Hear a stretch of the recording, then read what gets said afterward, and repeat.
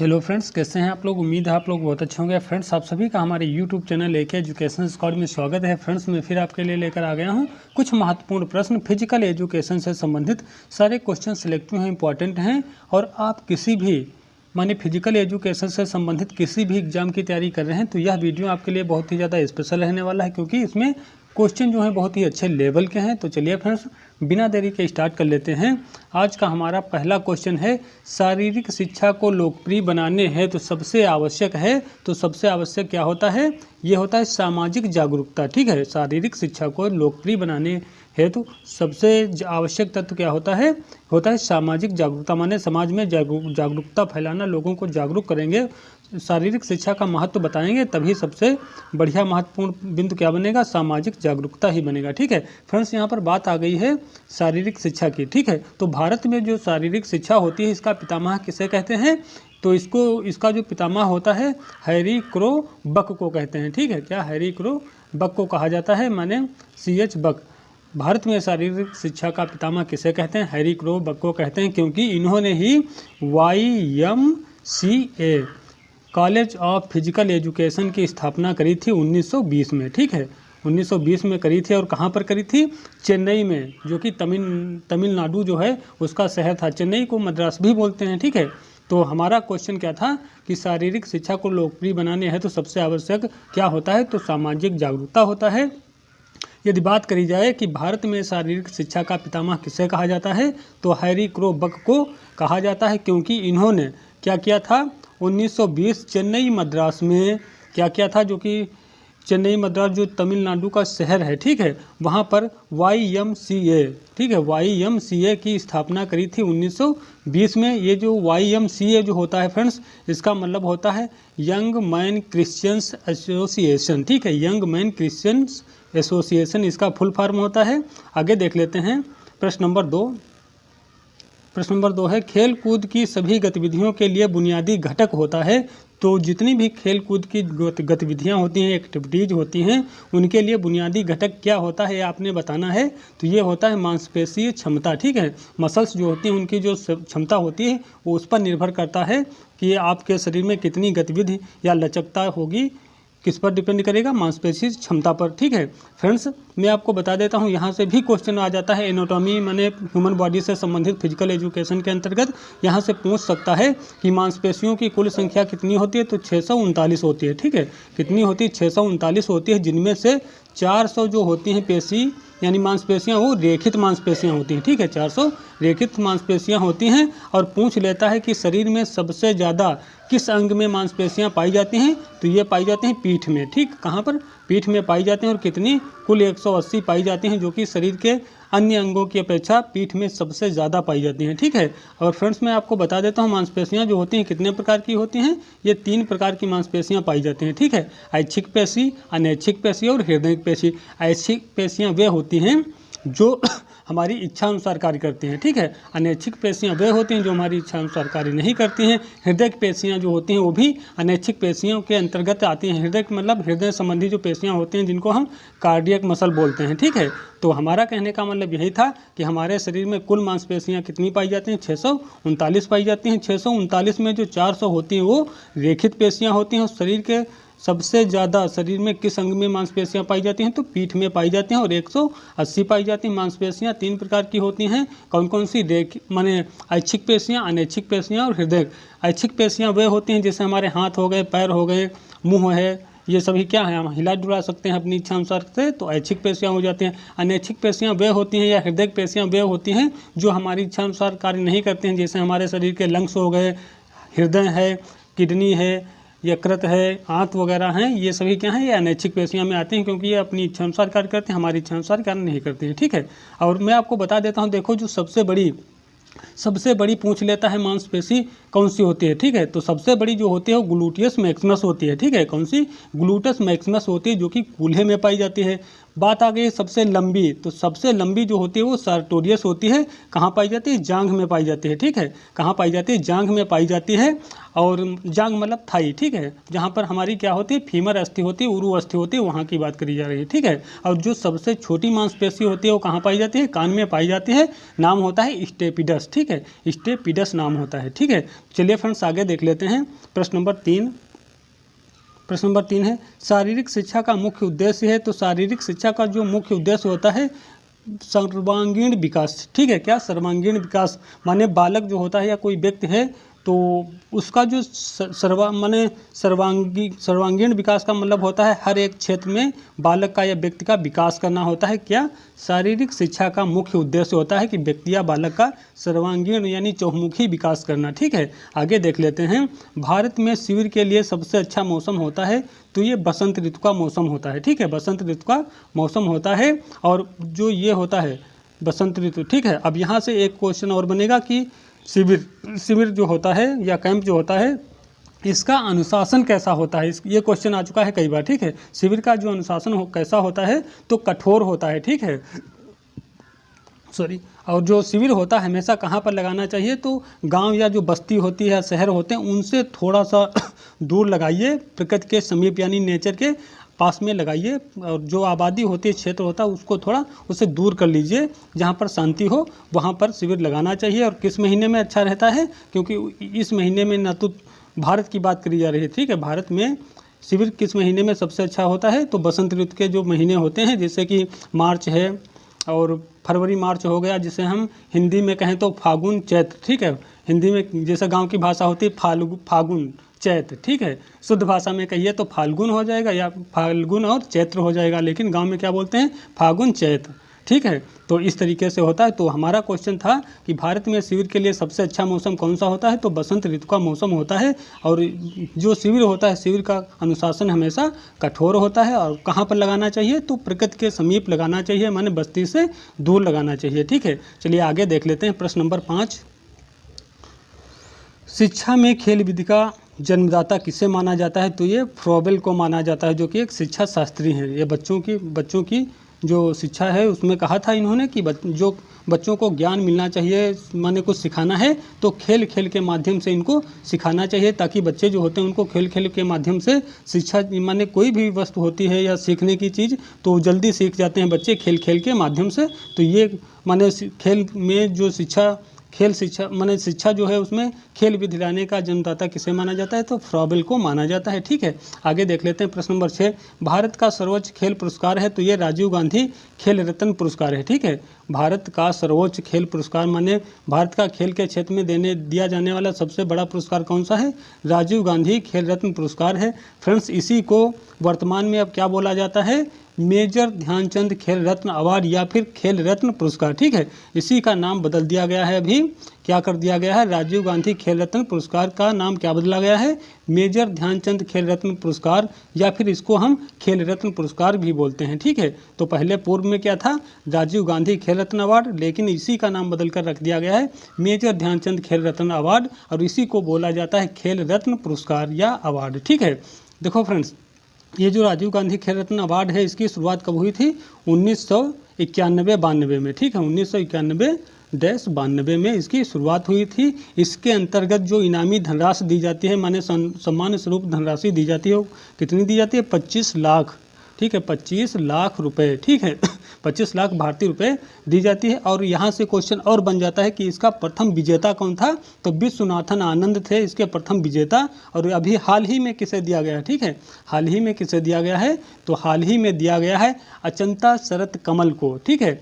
प्रथम विजेता कौन था? विश्वनाथन आनंद। और सबसे अभी हाल ही में किसे दिया गया है? अचंता शरत कमल को दिया गया है। तो फ्रेंड्स आगे देख लेते हैं, उम्मीद है समझ में आ रहा होगा। फ्रेंड्स ये वीडियो अच्छा लग रहा है तो वीडियो को लाइक जरूर कर दीजिए, ठीक है।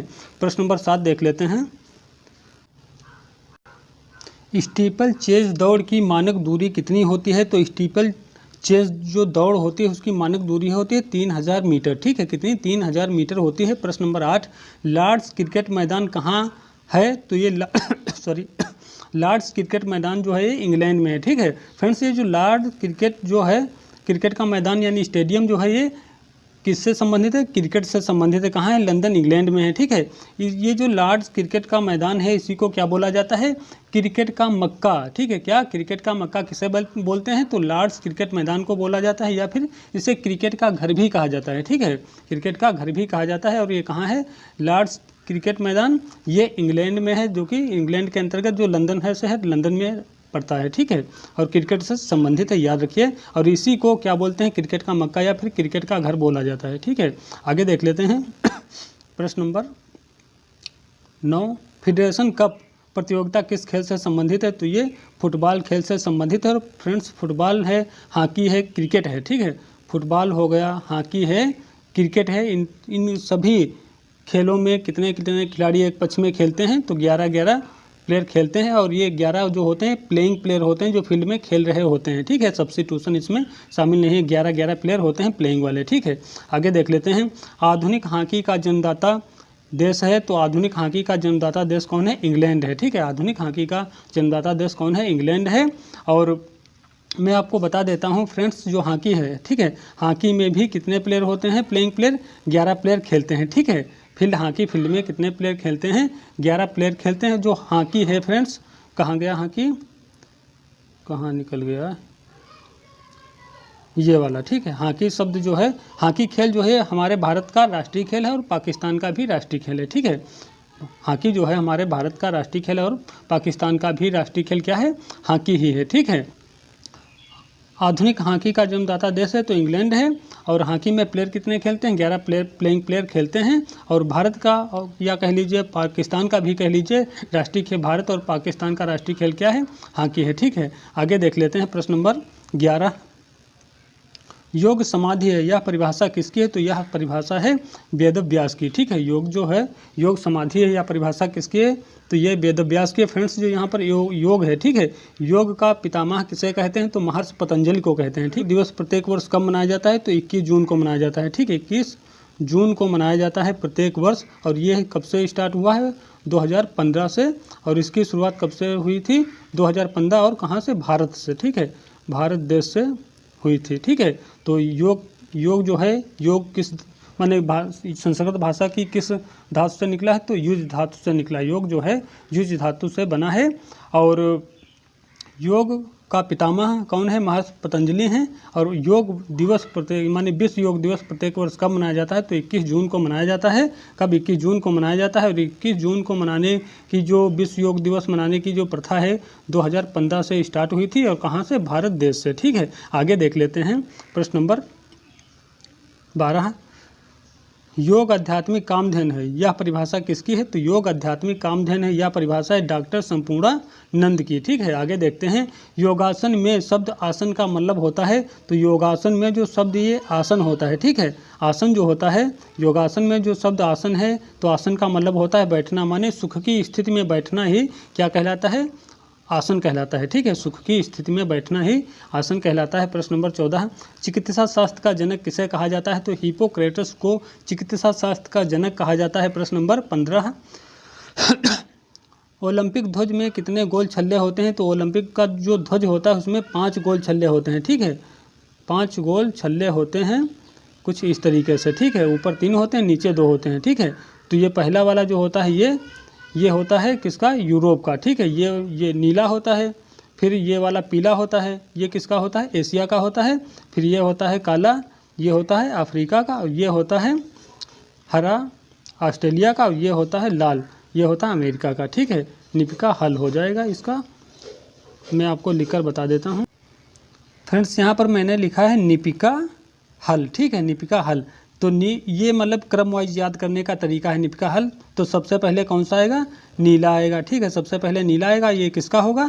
यानी ये वाला यूरोप का हो जाएगा। फिर पीला आएगा, निपिका पीला आ जाएगा। पीला ये किसका होगा? ये एशिया महाद्वीप का हो जाएगा। फिर इसके बाद ये आएगा काला वाला, का से काला, ये होगा अफ्रीका महाद्वीप का। फिर इसके बाद आता है हल, माने हा आ गया, हा का हो गया ऑस्ट्रेलिया का। और फिर लास्ट में आता है ला, हल, ला आ जाएगा। तो ये लाल वाला हो जाएगा किसका है? ये अमेरिका महाद्वीप का है। ठीक है, तो 5 गोल छल्ले होते हैं और इनका ये 5 गोल छल्ले जो होते हैं एक दूसरे आपस में गुथे हुए होते हैं। इनका मतलब होता है विश्व बंधुत्व की भावना को विकसित करना, यानी विश्व बंधुत्व की भावना होता है, माने सारी दुनिया के जो लोग हैं सब लोग एक हैं। ठीक है, चलिए आगे देख लेते हैं। प्रश्न नंबर 16, भारत में शारीरिक शिक्षा को किसने विकसित किया था? तो भारत में शारीरिक शिक्षा को विकसित किया था हैरी क्रो बक 1920 में चेन्नई मद्रास में, जो तमिलनाडु का शहर है वहाँ पर माने विकसित किया था। क्या? YMCA college of physical education की स्थापना की थी 1920 में, जैसा कि मैं इस प्रश्न का आगे बता चुका हूँ। आगे देख लेते हैं प्रश्न नंबर 17, हॉकी खेल की समयावधि होती है। तो हॉकी का जो खेल होता है इसकी समयावधि कितनी होती है? तो इसकी समयावधि होती है 60 मिनट। ठीक है, इसमें फ्रेंड्स देखो कुछ इस तरीके से होते हैं, 15 मिनट का खेल होता है, इसके बाद 2 मिनट का रेस्ट होता है, फिर 15 मिनट का खेल होता है, फिर इसके बाद 5 मिनट का इनिंग ब्रेक होता है। ठीक है, 5 मिनट का इनिंग ब्रेक होगा, फिर इसके बाद 15 मिनट का गेम चलेगा, फिर 2 मिनट का रेस्ट होगा, फिर 15 मिनट का गेम हो जाएगा। ठीक है, तो इसमें 15 मिनट ये, 15 मिनट ये, 15 मिनट ये, 15 मिनट ये, यानी 15 चक्कू 60। ठीक है, तो इस तरीके से पहले 15 मिनट गेम चलेगा, फिर 2 मिनट का रेस्ट होगा, फिर 15 मिनट गेम चलेगा, फिर 5 मिनट का इनिंग ब्रेक हो जाएगा, फिर 15 मिनट का गेम होगा, फिर 2 मिनट का रेस्ट होगा, फिर 15 मिनट का खेल होगा। अब यहीं पर कंप्लीट हो जाता है। तो कुल मिलाकर 15-15 मिनट के 4 भाग होते हैं, तो माने 15 चक्कू 60। तो हमारा क्वेश्चन बन जाता है हॉकी खेल की समयावधि कितनी होती है? तो 60 मिनट होती है। ठीक है, और हॉकी में प्लेयर की बात करी जाए तो प्लेइंग प्लेयर 11 होते हैं हॉकी फील्ड में। ठीक है, आगे देख लेते हैं प्रश्न नंबर 18, सबसे ज़्यादा एशियाई खेलों का आयोजन कहाँ हुआ है? तो सबसे ज़्यादा एशियाई जो खेल हैं इनका आयोजन कहाँ हुआ है? बैंकॉक में हुआ है। ठीक है, कहाँ पर? बैंकॉक में हुआ है। प्रश्न नंबर 19, दिल्ली में एशियाई खेलों का आयोजन कितनी बार हो चुका है? तो दिल्ली में एशियाई खेल जो हैं तो उनका आयोजन 2 बार हुआ है, 1951 और 1982। ठीक है, 1951 और 1982 में एशियाई खेलों का आयोजन हो चुका है। ये जो शुरुआत हुई थी तो 1951 दिल्ली से ही हुई थी। ठीक है फ्रेंड्स, मैं अब एशियाई आ गया है तो इसके बारे में थोड़ा बता देता हूँ। देखो जो एशियाई खेल हैं फ्रेंड्स, ठीक है, इनकी शुरुआत कब से हुई थी? 1951, कहाँ से? दिल्ली से। ठीक है, दिल्ली में, और किसने करी थी? तो GD सौंधी। ठीक है, GD सौंधी ने करी थी, माने गुरुदत्त सौंधी ने करी थी एशियाई खेलों की शुरुआत 1951 दिल्ली में। और इसका जो एशियाई खेल जो हैं इनका मुख्यालय कहाँ है? तो इनका मुख्यालय भी दिल्ली में है। ठीक है, और जो एशियाई खेल हैं दिल्ली में कितनी बार आयोजित हुए हैं? 2 बार आयोजित हुए हैं। ठीक है, 1982 माने 1951 में और 1982 में 2 बार इनका आयोजन हो चुका है। शुरुआत किसने करी थी? GD सौंधी ने करी थी 1951 में। ठीक है, और फ्रेंड्स इसका एक मोटो होता है। ठीक है, मोटो होता है, क्या होता है? ईवर अनवर्ड। ठीक है, ईवर अनवर्ड का मतलब होता है सदैव आगे, सदैव आगे। ठीक है, चलिए फ्रेंड्स, उम्मीद है समझ में आ गया होगा। और फ्रेंड्स ये जो एशियाई खेल हैं इनको एशियाड खेल भी बोलते हैं। ठीक है, क्या बोलते हैं? एशियाड खेल भी बोलते हैं। याद रखिए, ये जितनी मैं जानकारी अलग से मुझे जो कुछ आता है बता रहा हूँ आपको, ये सारी बहुत महत्वपूर्ण है। मैं वही चीज़ बोलता हूँ जो आपकी परीक्षा में जिसकी आने की संभावना सर्वाधिक हो। ठीक है, अनावश्यक मैं कभी कोई शब्द ना के बराबर बोलता हूँ, हालांकि बोल देता हूँ कभी कभी, लेकिन अनावश्यक बहुत कम बोलता हूँ। और चलिए फ्रेंड्स आगे देख लेते हैं। और मैं आपसे कहना चाहता हूँ ये वीडियो अच्छा लग रहा है फ्रेंड्स तो लाइक ज़रूर कर देना। ठीक है, क्योंकि लाइक का कोई पैसा नहीं पड़ता, कोई चार्ज नहीं पड़ता है, तो इसलिए थोड़ा समझदार हैं, समझ जाइए आप। ठीक है, प्रश्न नंबर 20, किस खिलाड़ी को मिस कोर्ट के नाम से जाना जाता है? तो ये साइना नेहवाल हैं। ठीक है, साइना नेहवाल को क्या जाना जाता है? मिस कोर्ट के नाम से जाना जाता है साइना नेहवाल को। साइना नेहवाल जो है ये फ्रेंड्स भारत की हैं और बैडमिंटन की खिलाड़ी हैं। ठीक है, किस खेल से संबंधित है? बैडमिंटन खेल खेलती हैं और भारत की रहने वाली हैं। भारत में कह लीजिए तो हरियाणा में इनका जन्म हुआ था, लेकिन रहती वर्तमान में कहाँ है? हैदराबाद में रहती हैं। ठीक है, तो ये कुल मिलाकर क्वेश्चन महत्वपूर्ण ये है कि किस खिलाड़ी को मिस कोर्ट कहा जाता है? तो साइना नेहवाल को कहा जाता है, जो कि बैडमिंटन खेल से संबंधित हैं और भारत की रहने वाली हैं। जन्म स्थान इनका हरियाणा में था, लेकिन रहती अभी कहाँ है? तो हैदराबाद तेलंगाना में रहती हैं। ठीक है, चलिए आगे देख लेते हैं। प्रश्न नंबर 21, ओलंपिक खेलों की मेज़बानी किसे दी जाती है? तो ये दी जाती है शहर। फ्रेंड्स मैं आपको बता देता हूँ, नीरज चोपड़ा ने जो टोक्यो ओलंपिक हुआ था, ठीक है, उसमें कितनी दूर भाला फेंका था? 87.58 मीटर भाला फेंक कर भारत को गोल्ड मेडल जिताया था। ठीक है फ्रेंड्स, आप नोटिस कर रहे होंगे यहाँ पर 20-21 क्यों लिखा है। ठीक है, अब देखो होने तो 20 वाले ही थे, लेकिन कोरोना काल के चलते इनको डिले कर दिया गया, मतलब 1 साल लेट कर दिया गया था, तो 20 वाले 21 में हुए थे। ठीक है, 21 वाले हुए थे। तो इसी समय एक मान लो जो इसका आदर्श वाक्य है सिटियस आल्टियस फॉर्टियस, और कोरोना काल के चलते एक शब्द इसमें और दे दिया गया था टूगेदर। ठीक है, टूगेदर दे दिया गया था, तो अब सिटियस आल्टियस फॉर्टियस प्लस में टूगेदर हो गया है। ठीक है, टूगेदर जो है कब जोड़ा गया? मतलब टोक्यो ओलंपिक 2020-21 में जोड़ा गया था। ठीक है, याद रखना। और टूगेदर का मतलब होता है साथ साथ, माने सभी एक साथ। ठीक है, वो किस लिए दिया गया था? क्योंकि उस समय महामारी वैश्विक स्तर पर महामारी चल रही थी, इसलिए। ठीक है, आगे देख लेते हैं प्रश्न नंबर 23। मिल्खा सिंह ने किस ओलंपिक में 400 मीटर दौड़ में चौथा स्थान प्राप्त किया था? तो ये रोम ओलंपिक था 1960। ठीक है, 1960 रोम ओलंपिक में कौन सा 400 मीटर दौड़ में चौथा स्थान प्राप्त किया था? याद कर लेना। जो मिल्खा सिंह है फ्रेंड्स, इन्हीं को फ्लाइंग सिख या उड़न सिख के नाम से भी जाना जाता। ठीक है, आगे देख लेते हैं प्रश्न नंबर 24। ओलंपिक में डोपिंग टेस्ट की शुरुआत कब हुई? तो ये 1968 से हुई थी, मैक्सिको ओलंपिक से हुई थी। ठीक है, ये जो डोपिंग होता है फ्रेंड्स, ये डोपिंग टेस्ट, इसको कौन नियंत्रित करता है? तो ये करता है मतलब वाडा। ठीक है, क्या? वाडा वर्ल्ड एंटी डोपिंग एजेंसी इसका फुल फॉर्म होता है। स्थापना इसकी 1999 में हुई थी। मुख्यालय कहाँ है? मॉन्ट्रियल कनाडा में है। ठीक है, और फ्रेंड्स ये तो हो गया। और यहाँ पर एक शब्द आया है ओलंपिक। ठीक है, प्राचीन ओलंपिक खेलों की शुरुआत कब हुई थी? 776 BC में हुई थी। कहाँ पर? यूनान में एक ओलंपिया घाटी है, वहाँ से इनकी शुरुआत हुई थी। और बात कर लेते हैं आधुनिक ओलंपिक की, तो इसकी 6 अप्रैल। ठीक है, क्या? 6 अप्रैल 1896 6 अप्रैल 1896 एथेंस जो है, जो कि यूनान की राजधानी है। ठीक है, एथेंस जो है यूनान की राजधानी है, यहाँ से इसकी शुरुआत हुई थी। तो कहने का मतलब ये, जो आधुनिक ओलंपिक खेल हैं इनकी शुरुआत कब हुई? 6 अप्रैल 1896 को इनकी शुरुआत हुई थी। कहाँ से? यूनान की राजधानी एथेंस से। और किस स्टेडियम में पहली बार आयोजित हुए थे? तो पैनाथेनिक स्टेडियम था। याद रखना फ्रेंड्स, आधुनिक ओलंपिक खेलों का मैंने जब पहली बार आयोजन हुआ तो किस स्टेडियम में आयोजन हुआ था? तो पैनाथेनिक स्टेडियम था। ठीक, कौन सा?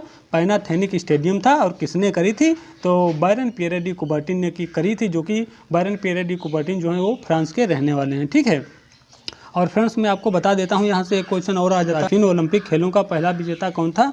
कोरिबस था, जो कि 200 गज, ठीक है, 200 गज दौड़ में पहला विजेता बना था। और आधुनिक ओलंपिक खेलों का प्रथम विजेता की बात करी जाए तो ये था जेम्स कोनोली।